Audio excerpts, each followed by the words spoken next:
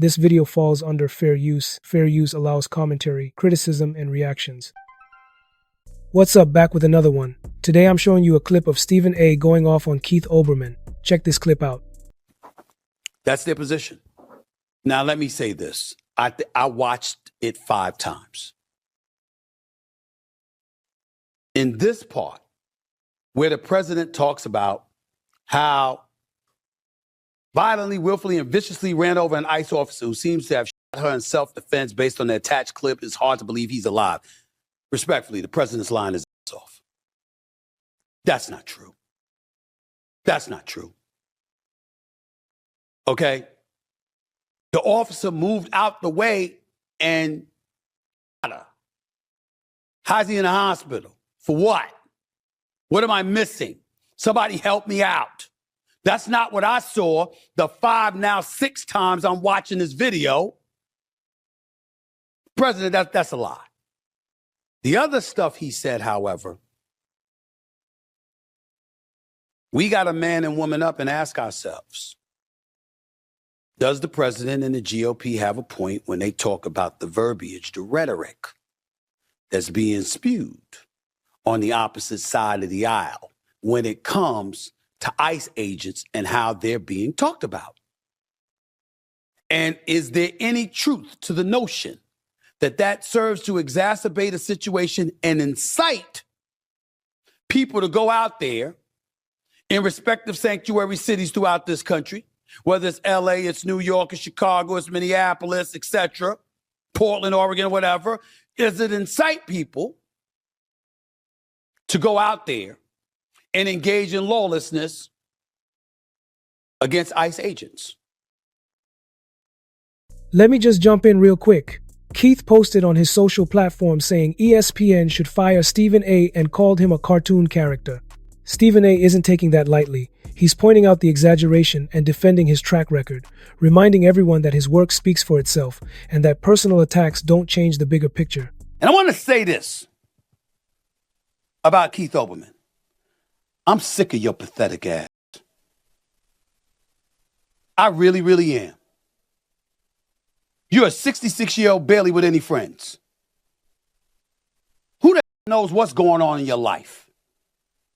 And all you do is sit back, and the second you disagree with somebody, you pop shit.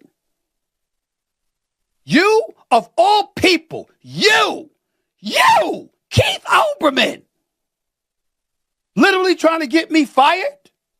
It's time for ESPN to follow Stephen A. He's hurting the brand. He's bad. He's damaging the brand. What? Cartoon character? Who looks more like a cartoon character than you? Keith Olbermann, you can't run 5 feet with your fat self. And I'm not talking about fat people. I'm talking about Keith Olbermann. You can't run 5 feet. You've been walking around with a cane, exercising melodrama every chance you get. All you do is make enemies. You napalm bridges all the time, including ESPN. And you got the nerve to talk about me? You think I'm going to say, how many times? I want y'all to know, ladies and gentlemen, I've been in this business since 1994.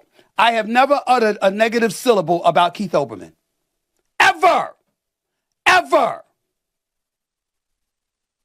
Keith Olbermann is one of the greatest talents we have ever had in the history of sports television, if not television overall.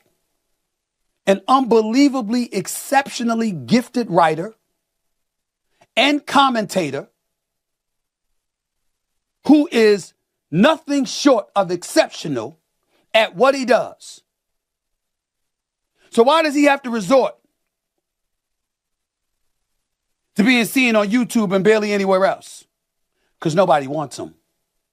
Because he's a raw pain in the ass. That's why. What's up? So what are my thoughts about this? Here's the thing. This moment isn't just about one clip or one exchange. It's about how public figures speak when situations escalate and narratives start forming fast. Stephen A. is clearly focused on challenging what he believes is misinformation, while also widening the lens to talk about rhetoric, responsibility, and how words can influence real-world outcomes. Some people will agree with his approach because they value direct pushback and clarity when public statements don't line up with available footage. Others may focus more on tone or delivery, but that doesn't erase the larger point being raised.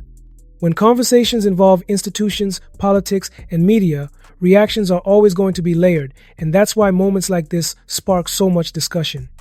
You also have to look at the history here, with longtime media figures crossing paths again under very different circumstances, which adds another dimension without needing to take sides. Make sure to drop a comment, smash that like button, and make sure you subscribe for more videos like this, and I'll see you in the next video.